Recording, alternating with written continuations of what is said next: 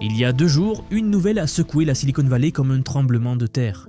Yann LeCun, l'un des 3 parrains de l'intelligence artificielle moderne, celui qui a littéralement inventé les réseaux de neurones convolutifs qui font tourner ChatGPT et tous les systèmes IA actuels, vient d'annoncer son départ de Meta après 12 ans de bons et loyaux services. Et ce n'est pas pour prendre sa retraite tranquillement à 65 ans, non, il part créer sa propre start-up pour révolutionner à nouveau l'IA. Cette fois avec une technologie qui pourrait rendre obsolète tous les ChatGPT et Gemini du monde d'ici 5 ans. Restez jusqu'à la fin car ce qui se joue en ce moment va redéfinir complètement l'avenir de l'intelligence artificielle et vous allez comprendre pourquoi. Même Mark Zuckerberg n'a pas pu le retenir. Au passage, si ce format vous aide, pensez à vous abonner et à vous inscrire à la newsletter. Je vous y envoie un résumé clair de l'actu de lundi à vendredi. Et pour les analyses en temps réel, rejoignez-moi sur x.com. Bon, et pour bien comprendre l'ampleur de ce séisme, il faut d'abord saisir qui est vraiment Yann LeCun. Ce n'est pas juste un chercheur parmi d'autres. En 2018, il a reçu le prix Turing, l'équivalent du prix Nobel en informatique, aux côtés de Geoffrey Hinton et Yoshua Bengio. Ces 3-là ont littéralement créé le deep learning dans les années 80 et 90, à une époque où personne n'y croyait. Pendant que tout le monde se moquait des réseaux de neurones, LeCun s'entêtait. Dans les années 80, il développait des systèmes capables de lire l'écriture manuscrite pour les banques et les services postaux. Ces travaux permettaient déjà de traiter des millions de chèques par jour. Sans LeCun, pas de reconnaissance d'image, pas de voitures autonomes et certainement pas de révolution IA que nous vivons aujourd'hui. En 2013, quand il rejoint Facebook, il fonde FAIR, le Fundamental AI Research Lab. Son objectif était de faire de la recherche fondamentale à long terme, sans pression commerciale immédiate. Pendant 12 ans, FAIR a été un paradis pour les chercheurs en IA, produisant certaines des avancées les plus importantes du domaine. Mais voilà où ça devient vraiment intéressant. En avril dernier, Meta lance Llama 4, sa dernière génération de modèles d'IA. Et c'est un désastre absolu. Les développeurs sont déçus, les performances sont en dessous des attentes, et pire encore, Meta est accusé d'avoir gonflé artificiellement les scores sur les benchmarks. Le modèle qui devait concurrencer GPT-4 et Claude se fait largement dépasser par des concurrents comme DeepSeek, un modèle chinois qui coûte une fraction du prix. Les développeurs préfèrent même continuer à utiliser Llama 3.3, l'ancienne version, plutôt que Llama 4. Pour Meta qui a investi des dizaines de milliards dans l'IA, c'est catastrophique. Les actions chutent de 12,6%, effaçant 240 milliards de dollars de capitalisation boursière en une seule journée. Zuckerberg est sous pression, les investisseurs sont furieux, et tout le monde se demande comment Meta peut rattraper son retard sur OpenAI et Google. Et c'est précisément à ce moment-là que Mark Zuckerberg prend une décision qui va tout faire basculer. En juin, il annonce un investissement pharaonique de 14,3 milliards de dollars dans Scale AI. Une start-up spécialisée dans l'étiquetage de données pour l'entraînement des modèles IA. Il embauche Alexandre Wang, le fondateur de Scale AI, âgé de seulement 28 ans, pour diriger une nouvelle division appelée Meta Super Intelligence Labs. Et là, ça devient épique. Zuckerberg réorganise complètement la structure IA de Meta. Yann LeCun, qui rapportait directement au directeur produit Chris Cox, se retrouve maintenant sous les ordres de Wang, un gamin de 28 ans qui n'a jamais fait de recherche fondamentale en IA, qui devient le patron d'un prix Turing de 65 ans. Vous imaginez la scène, c'est comme si on demandait à un étudiant fraîchement diplômé de superviser Einstein. Mais attendez, parce que l'histoire devient encore plus savoureuse. Alexander Wang, c'est le genre de personnage que l'on adore détester à la Silicon Valley. Il a abandonné le MIT à 19 ans pour créer Scale AI. À 24 ans, il devient le plus jeune milliardaire autodidacte au monde. Il se décrit lui-même comme un mélange entre Steve Jobs et Mark Zuckerberg dopé à l'IA. En début d'année, il rencontre des dirigeants du monde entier. Le Premier ministre britannique Keir Starmer, le Premier ministre indien Narendra Modi, le président français Emmanuel Macron. Il écrit même une lettre personnelle à Donald Trump déclarant que l'Amérique doit gagner la guerre de l'IA. Le gars a 28 ans et il se comporte déjà comme s'il dirigeait le monde. Et maintenant, c'est lui qui est censé dire à Yann LeCun comment faire de l'intelligence artificielle. Évidemment, ça ne pouvait pas bien se passer. Yann LeCun n'est pas du genre à se laisser marcher sur les pieds. Depuis des années, il critique ouvertement l'obsession de l'industrie pour les grands modèles de langage. Pour lui, ChatGPT et consorts sont des tours de passe-passe impressionnants, mais fondamentalement limités. Il répète à qui veut l'entendre que les LLM ne mèneront jamais à une véritable intelligence artificielle. Pendant que Zuckerberg panique et veut des résultats commerciaux immédiats pour rattraper OpenAI, LeCun pense sur une décennie et veut révolutionner l'approche même de l'IA. Et c'est là que son idée des World Models rentre en jeu. Et accrochez-vous parce que ça va devenir fascinant. Les modèles de langage comme ChatGPT apprennent en ingurgitant des trillions de mots.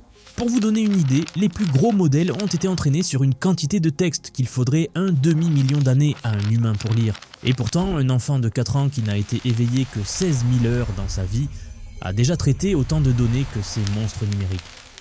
Comment? Parce qu'il apprend en regardant le monde, pas en lisant des livres. Il observe les objets tomber, comprend la gravité. Il touche le feu, apprend que ça brûle.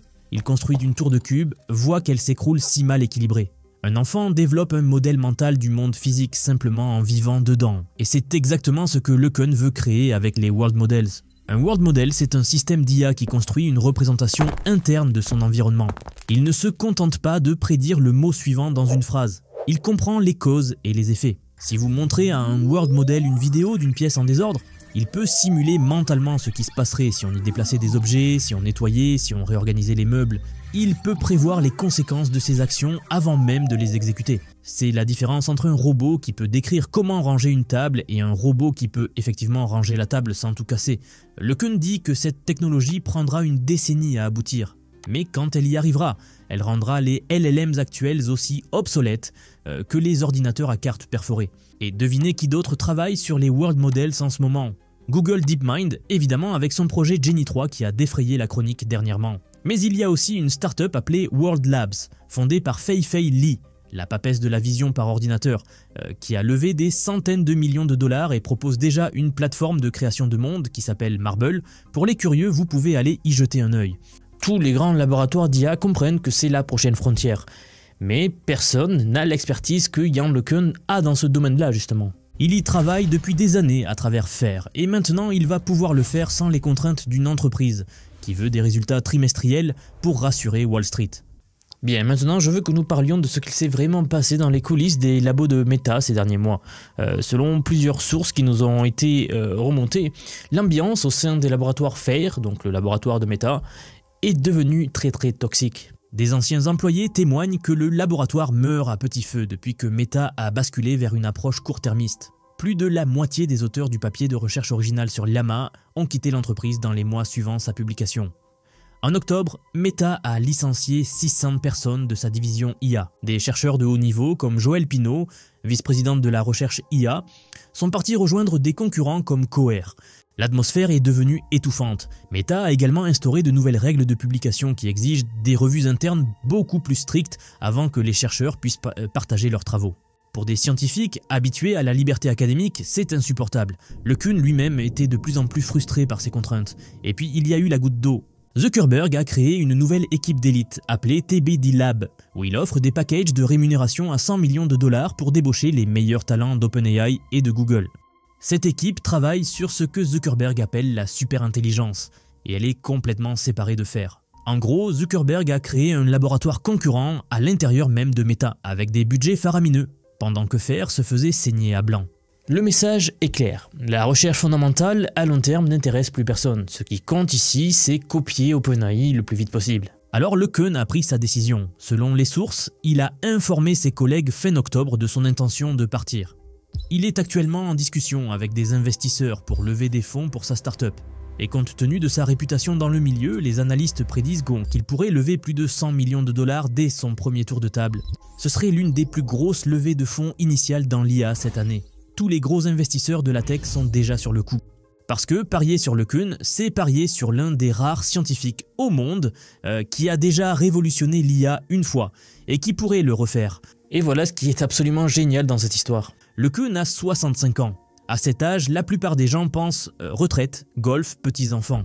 Lui, il repart de zéro comme un entrepreneur de 25 ans, il va affronter les géants de la tech avec leur budget illimité. Et il le fait parce qu'il croit profondément que l'industrie fait fausse route. Il pense qu'on gaspille des centaines de milliards de dollars à construire des modèles toujours plus gros qui ne nous rapprocheront jamais d'une véritable intelligence artificielle. Il compare l'approche actuelle à empiler toujours plus de briques Lego sur la même base au lieu de repenser la base elle-même. Et il a décidé qu'il ne pouvait pas le faire chez Meta. C'est ce qui est fascinant, comme je vous le disais, c'est que son départ illustre un débat philosophique fondamental qui déchire actuellement toute l'industrie de l'IA. D'un côté, vous avez les partisans de l'échelle, ceux qui pensent que l'intelligence émergera simplement en rendant les modèles toujours plus massifs, en y injectant toujours plus de données et de puissance de calcul. C'est la vision d'OpenAI, de Google, et désormais de Meta sous la direction de Zuckerberg et Wang. De l'autre, vous avez les hérétiques, comme LeCun, qui pensent que la taille n'est pas tout, que l'architecture et l'approche comptent plus que la force brute, que l'intelligence ne viendra pas de modèles à 1000 milliards de paramètres, mais de systèmes qui peuvent vraiment comprendre et interagir avec le monde physique. Et honnêtement, l'histoire donne raison aux hérétiques bien plus souvent qu'on ne le croit. Dans les années 80, tout le monde se moquait de LeCun et ses réseaux de neurones. Les experts disaient que l'intelligence artificielle symbolique était la seule voie viable. 40 ans plus tard, ce sont les réseaux de neurones qui ont gagné. Peut-être que dans 10 ans, nous rirons de notre obsession actuelle pour les LLM géants. Peut-être que les World Models de LeCun seront effectivement la prochaine révolution. Ou peut-être pas. Mais au moins, quelqu'un essaie quelque chose de différent. Ce qui est sûr, c'est que le départ de LeCun est un coup dur pour Meta. Perdre un prix Turing, c'est perdre bien plus qu'un employé. C'est perdre de la crédibilité scientifique. Les meilleurs chercheurs veulent travailler avec les meilleurs. Et si LeCun part, d'autres vont suivre. D'ailleurs, plusieurs scientifiques seniors de fer sont déjà en discussion pour rejoindre sa future start-up. Meta risque de se retrouver avec une coquille vide, là où il y avait autrefois l'un des meilleurs laboratoires de recherche en IA au monde. Pour Zuckerberg, c'est un pari risqué. Il a choisi Alexander Wang et sa vision court-termiste plutôt que Yann LeCun et sa vision long terme. Comme je vous le disais, il a choisi de copier OpenAI plutôt que d'innover différemment. Peut-être que ça marchera. Wang est brillant à sa manière, excellent vendeur, très bien connecté et il sait recruter. Mais il n'a pas l'expertise scientifique de LeCun, personne ne l'a. Et dans une course où l'innovation fait la différence, miser uniquement sur l'exécution et les gros budgets pourrait ne pas suffire. Ce qui rend cette histoire encore plus ironique, c'est que Meta était parfaitement positionnée pour gagner la course à l'IA. L'entreprise engrange des dizaines de milliards de bénéfices grâce à sa régie publicitaire. Elle a les moyens de financer la recherche pendant des décennies sans pression sur les résultats. Elle avait déjà l'un des meilleurs chercheurs au monde à sa tête. Et au lieu de miser sur cet avantage unique, Zuckerberg a pris peur face au succès d'OpenAI et a voulu jouer leur jeu. Résultat, Meta se retrouve à dépenser des fortunes pour essayer de rattraper son retard tout en perdant ce qui faisait sa force. Car les World Models changent tout. Ils permettraient des voitures vraiment autonomes qui comprennent intuitivement la physique de la route. Des assistants robotiques à domicile qui pourraient effectivement aider les personnes âgées ou handicapées. Des systèmes de conception qui pourraient simuler le comportement de nouveaux matériaux ou de nouvelles structures avant même de les construire. Les applications sont infinies. Et c'est précisément pour ça que Yann LeCun pense que c'est la prochaine grande révolution qui arrivera. Pas parce que c'est cool techniquement, mais parce que ça débloque dans des cas d'usage impossibles avec la technologie actuelle. Évidemment, tout cela prendra du temps. LeCun dit lui-même qu'on parle d'une décennie de recherche. Mais c'est précisément pour ça qu'il a besoin de créer sa propre entreprise. Dans une start-up qu'il contrôle, il peut se permettre de penser à 10 ans. Il n'a pas à se justifier chaque trimestre devant des actionnaires qui veulent enfin des résultats immédiats. Il peut prendre les risques nécessaires pour tenter quelque chose de vraiment différent. Et historiquement, c'est comme ça que les percées majeures arrivent. Pas dans les grandes entreprises qui jouent de la sécurité, mais dans les petites structures où quelques visionnaires ont la liberté d'expérimenter. Et pendant ce temps, Meta doit maintenant gérer les conséquences de ses choix. Alexander Wang a hérité d'une situation assez compliquée. Il doit prouver qu'il peut rivaliser avec OpenAI et Google tout en reconstruisant une équipe de recherche décimée par les départs. Il a les budgets et le soutien de Zuckerberg.